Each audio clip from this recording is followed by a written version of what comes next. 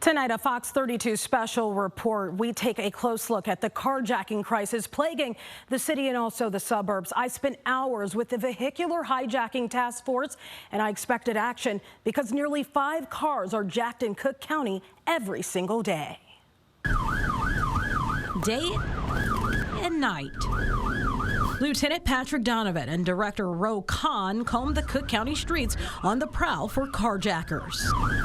On this night, the mission is like a needle in a haystack. A car that was hijacked overnight in Chicago has just hit on a tracking through Toyota. So we're trying to get to it.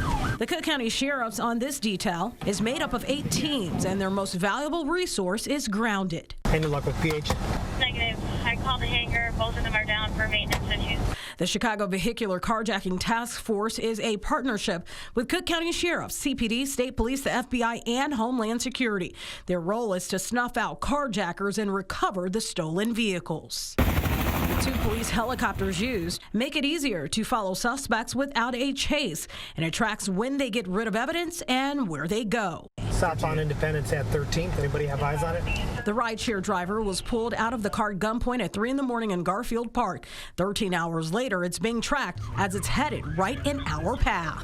There's a carjacked car. Yep. Chicago's on it. We got eyes on it. Minutes later, the carjackers crashed into several vehicles. One suspect bailed. Child, juvenile in custody. Is that common? Out of a carjacked car. Unfortunately, it is. Turns out it was a 17-year-old released into the custody of his mother. The average age of a carjacker in Cook County is 15 to 25 years old.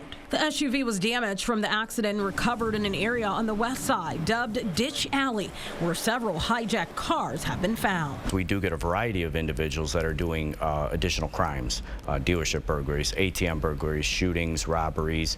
You're not going to use your own vehicle to go commit a crime. This map from the Cook County Sheriff's Department shows the hot spots for carjackings this year. The crimes are widespread and happening north of the city, west and south. The county is seeing nearly 5 carjackings on a daily basis. And before we knew it, we were on the lookout for another one. 2022 Toyota Corolla. This time, the suspects are heavily armed. 20 minutes ago, we had a female driver near 71st and Halstead, and they saw 3 long guns in the car, so 3 rifles. After an hour of searching, the hatchback was finally recovered, but the suspects were nowhere to be found. Looking at that car versus the previous vehicle, did you get the idea that they would come back for that car? Oh, for sure. For sure. They parked it pointing out toward the alley. They thought they were just hiding it for a little while. It will take a lot of detective work to track them down. So far, 20% of carjackers are arrested in the county, 80% walk free. At the beginning of the year, the first 3 months, they had decreased, and that was positive. And lately, there's been an uptick again.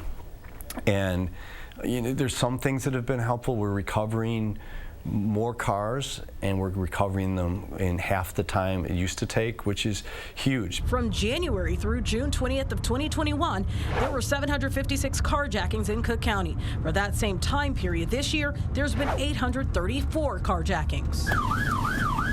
It's a daily grind for Donovan and Khan, but they believe it's all worth it. We're making some good progress. That's why it's not, that's why we're not defeated. It's still promising. It's a big problem, but we're making a lot of headway.